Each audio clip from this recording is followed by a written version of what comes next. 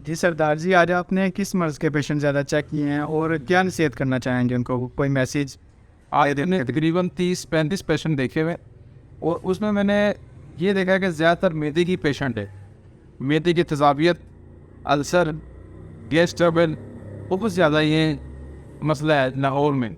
ख़ास तौर पर ये लोग ज़्यादातर फास्ट फूड ज़्यादा खाते, जंक फूड ज़्यादा खाते, लेट उठते, लेट सोते, इसकी वजह से ही होता है। इसके लिए मैं एक स्पेशल कावा भी दस दूँ, सौंफ, अजवाइन और पुदीना, ये 3 चीज़ें 1-1 ग्राम लवे और इसे ही कावा बनावे। सुबह शाम पीवे 10 दिन।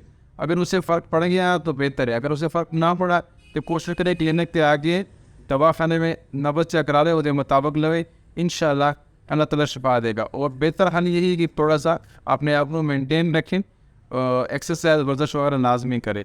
इंशाल्लाह नेक्स्ट वीडियो में।